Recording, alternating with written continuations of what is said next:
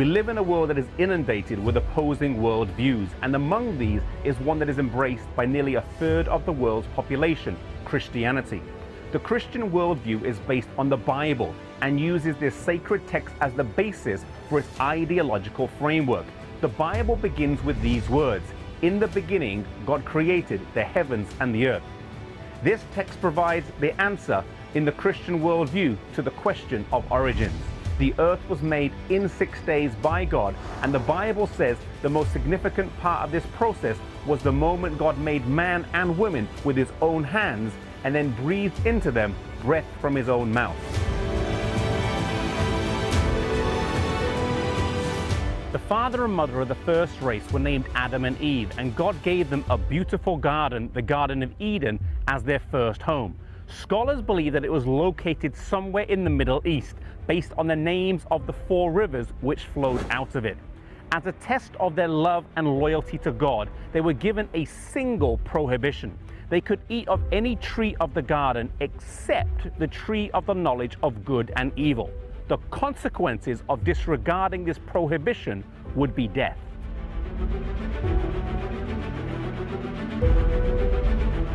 Unfortunately, Genesis 3 records the account of Eve being lured to the forbidden tree by a talking serpent. Seduced by his lies about God and the nature of death, she ate the fruit of the tree, and the Bible then says she gave the fruit to her husband and he ate it as well. As a result of disobeying the commands of God, they had to leave the Garden of Eden, a place of peace, joy, and face-to-face communion with God. In the aftermath of their sin, they witnessed the first death as an animal was sacrificed for their sin, and then later on they were given clothes made from the skins of this animal. Their mourning turned to joy, though, at the birth of their first son, Cain, and later Abel, but nothing could prepare them for what came next. The horror of seeing their firstborn son murder his younger brother. Racked with guilt, Cain separated himself from his family and set up camp in Nod on the east of Eden. And thus began a separation between those who followed God and those who went their own way.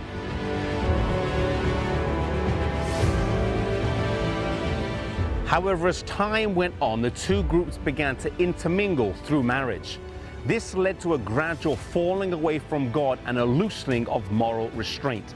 As the Bible describes it, the wickedness of man was very great. As God surveyed the rapidly deteriorating situation on earth, he gave its inhabitants 120 years of probationary time to make a decisive choice. They could either choose to follow his guidelines for morality, or they could follow their own. Their own perception of morality had led to a terrible state of crime and violence, and if they chose to persist in this course, God would cleanse the earth with a flood.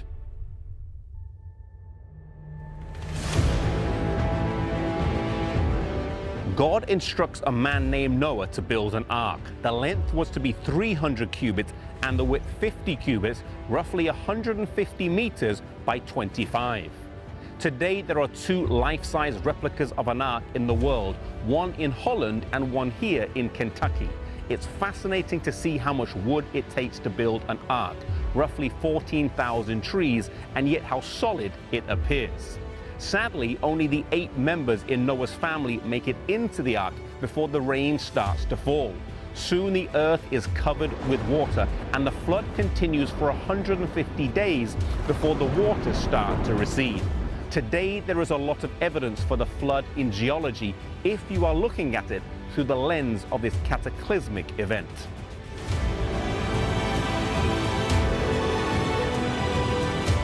God did not forget his people, and in fact, one of the key points is found in Genesis 8 verse 1 when it says, "Then God remembered Noah." Sometimes it's in the midst of the storm, when it seems like God might have forgotten us, when we're tossed about in the waves of life, that God then makes his presence known. The same God who made the world restored its beauty after the flood. Have confidence and assurance to know that we serve a powerful God, and the same God who made you can restore his beauty in you no matter what you have experienced or gone through.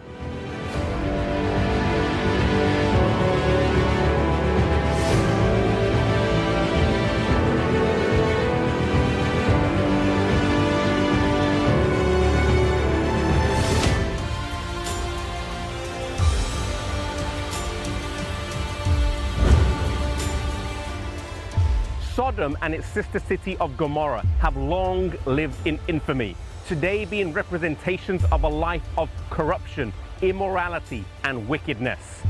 They were, though, real cities and were located near here where the Dead Sea is today.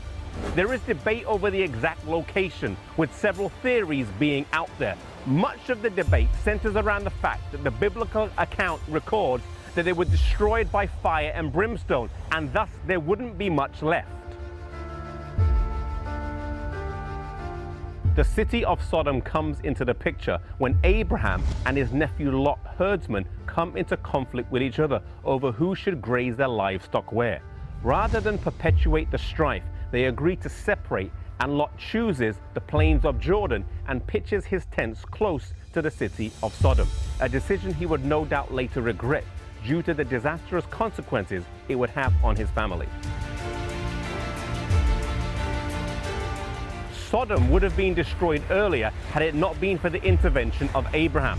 In Genesis 18 is recorded a dialogue between God and Abraham where he asks him if he will save the city if he can find 50 righteous people. God agrees. Then Abraham lowers the number until he eventually comes down to 10. He will save the city if he can find 10 righteous people.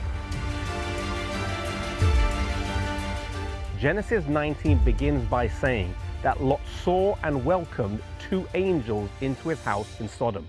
Due to the depravity of the men living in Sodom, when they saw them come into the city and go into his house, they wanted to act in a sexually immoral way with them. Lot courageously refuses this request, but then offers them his daughters. They won't back down, and the angel comes down and strikes these men with blindness and rescues Lot. The angels then tell him that he needs to leave the city the next day because the city will be destroyed.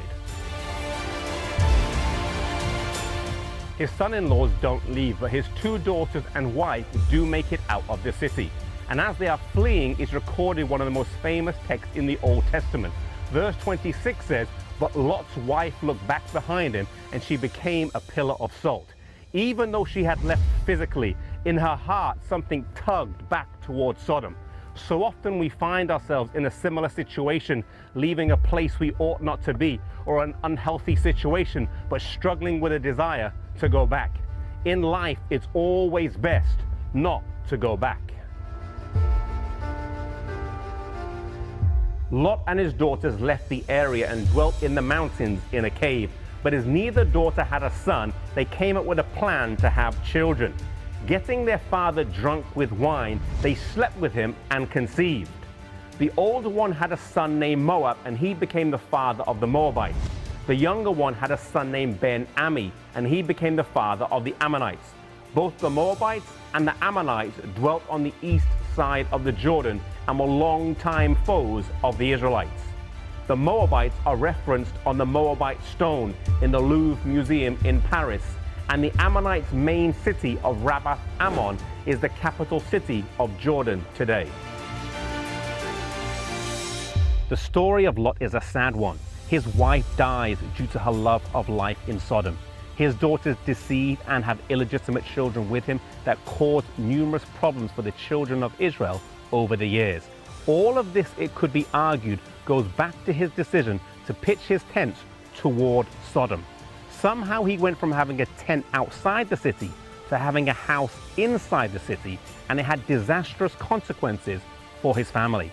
Satan knows that he doesn't have to get us to do the worst thing out there, but he can seduce us step by step down a path of destruction if we are not watchful and careful. May we be mindful and vigilant that we don't open the door to unnecessary temptations that lead us or our families away from God.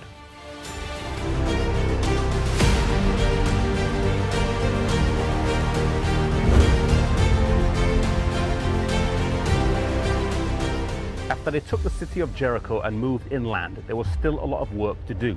The land was occupied, but this was the area God had promised he would give them. He had promised that if they diligently kept his commandments and followed him, that he would clear out the land and drive out the nations from the river Euphrates to the Mediterranean. They were warned that if they didn't do this, the people would be a constant thorn in their side. Sadly, they failed to heed the advice given them, And Judges 1 verse 28 says that they failed to utterly drive them out. They chose the course of ease, and they mingled and intermarried with the various heathen tribes around them. Soon heathenism and idolatry spread amongst the Israelites, and they served as captives in the land that had been promised them. The king of Mesopotamia, Eglon, king of Moab, the Canaanites and the Philistines all became oppressors of Israel. On each occasion, God raised up a deliverer: Othniel, Shamgar, Ehud, Deborah, and Barak. There was a cycle. They fell into captivity and remained in captivity until they cried out to God for a deliverer. Then God raised up a judge who delivered them, and they were free from captivity, often as long as the judge was alive. Then when the judge died, they fell back into apostasy and captivity. So often this is the case with us. We have ups and downs in our spiritual lives, sometimes strong and sometimes weak.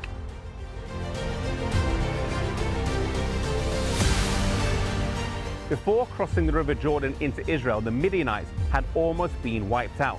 But a small number remained, and over time they grew, became powerful, and oppressed Israel for 7 years. God raised up Gideon to deliver his people. Gideon was hesitant to take on the call and asked God 3 times to show evidence that he was with him. After whittling down his men from 32,000 to 300, he won the battle in the most extraordinary way. God was making a point. I am the one who has the power. Trust me and not yourselves.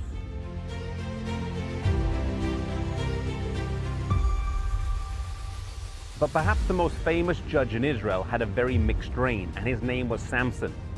Born into the tribe of Dan in the family of Manoah, he was consecrated as a Nazirite at birth. No wine, no unclean foods, and his hair was not to be cut. However, living close to the Philistines, he mingled with them and married one with disastrous results. Then he was a judge for 20 years. As he got older though, his old weaknesses came back, and he was ultimately seduced by Delilah to give away the source of his strength. As a prisoner to the Philistines, he ended up killing more Philistines at his death than during his life, and it's believed he is buried here at the top of this hill.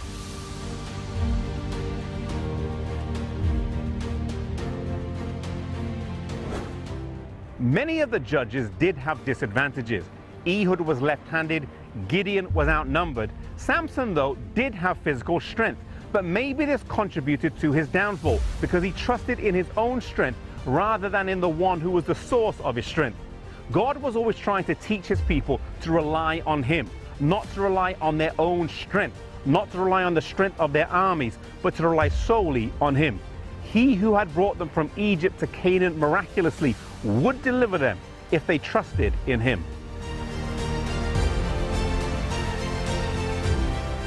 God wants us to have a consistent walk with him, not one that goes up and down all the time, but for us to learn to trust implicitly in him based on how he has led either us or others in the past.